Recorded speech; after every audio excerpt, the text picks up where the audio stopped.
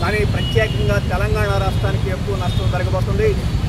ఈరోజు ట్రంప్ మన దేశం మీద 25% సుంకాలు ఎగుమతుల మీద వేశాడు.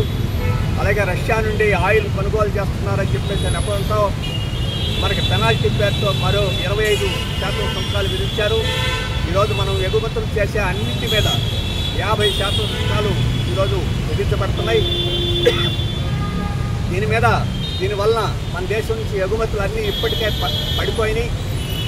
ఈ ఎగుమతుల మీద ఈ సుంకాల మీద మూలంగా విదేశాల్లో ధరలు పెరిగి ఆ రకంగా అక్కడ కొనుగోళ్లు తగ్గి మన దేశం యొక్క ఎగుమతుల మీద తీవ్రమైన దుష్ప్రభావం పడబోతున్నది. ఇప్పటికే పడింది, రాబోయే కాలంలో ఇంకా తీవ్రం అవుతుంది.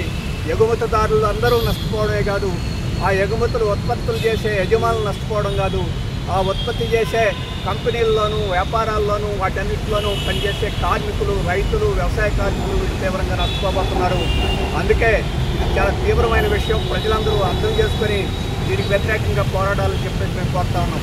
ప్రత్యేకంగా తెలంగాణ రాష్ట్రంలో ముఖ్యంగా హైదరాబాద్ నగరంలో ఈరోజు మందుల పరిశ్రమలు ఉన్నాయి. మందుల పరిశ్రమల్లో లక్షలాది మంది పనిచేస్తున్నారు. ఆ లక్షలాది మంది కార్మికులు, ఉద్యోగులు, సైంటిస్టుల మీద ఆధారపడి మరిన్ని లక్షల మంది ఈరోజు జీవిస్తున్నారు. ఈ సుంకాల పెంపు మూలంగా మందుల పరిశ్రమకు తీరని దెబ్బ తగలబోతుంది. సుంకాలే కాదు, మందుల పరిశ్రమల రెగ్యులేషన్ పేరుతోటి ఆంక్షలు కూడా విధించాడు ట్రంప్. మరిన్ని నష్టాలు ఈ మందుల పరిశ్రమలకు జరగబోతున్నాయి.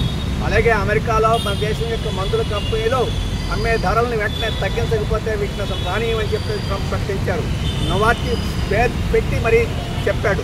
ఆ రకంగా ఈ ఔషధ పరిశ్రమ దెబ్బ తగిలితే హైదరాబాద్ నగరానికి గట్టి దెబ్బ. అందుకనే మనం హైదరాబాద్ నగరం ప్రజలు ఇంకా మరింత గట్టిగా ఈ సుంకాల విధింపును వ్యతిరేకించాలని మేము విజ్ఞప్తి చేస్తున్నాం.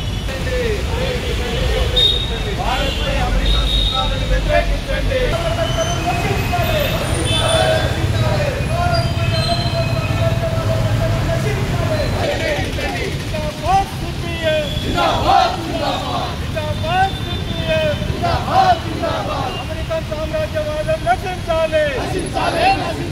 అమెరికన్ సామ్రాజ్యవాదం నశించాలి.